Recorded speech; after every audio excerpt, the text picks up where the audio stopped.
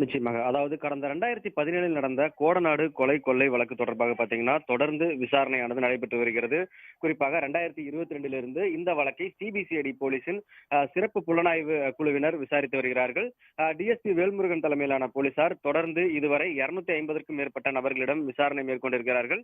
அதேபோல இந்த வழக்கில் கைது செய்யப்பட்ட 10 பேரிடம் மீண்டும் விசாரணை மேற்கொண்டு அதனை வாக்குமூலங்களாக பதிவும் செய்திருக்கிறார்கள்.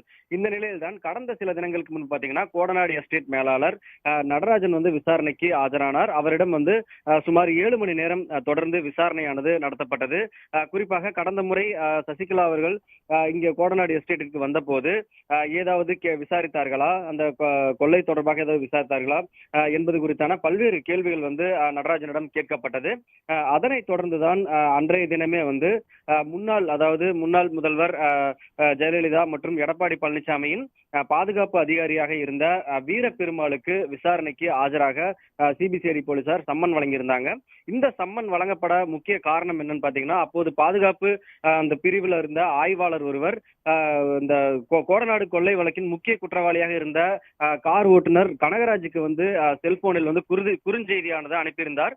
அந்த குறுஞ்செய்தி அனுப்பப்பட்ட நிலையில அந்த ஆய்வாளரின் செல்போன் போலீசாரால் பறிமுதல் செய்யப்பட்டதா என்பது குறித்து விசாரணை மேற்கொள்ளவே தற்போது வீரபெருமாளுக்கு சம்மன் அளிக்கப்பட்டிருக்கிறது. சற்று முன் முன்னாள் பாதுகாப்பு அதிகாரி வீரபெருமாள் கோவை காந்திபுரம் பகுதியில் இருக்கக்கூடிய சிபிசிஐடி அலுவலகத்துல ஆஜராயிருக்காரு. அவரிடம் இன்று மாலை வரை விசாரணை நடத்துவதற்கான வாய்ப்புகள் அதிகமாகவே இருக்கிறது. ஏனென்றால் முன்னாள் முதல்வர் ஜெயலலிதா மரணத்திற்கு பிறகு அவரது அந்த பாதுகாப்பு குழுவில் இருந்த ஒரு ஆய்வாளர் முக்கிய குற்றவாளியான கனகராஜுக்கு செல்போன் மூலமாக குறுஞ்செய்தி அனுப்புவது மிக முக்கியமான ஒரு விஷயமாக பார்க்கப்பட்டது.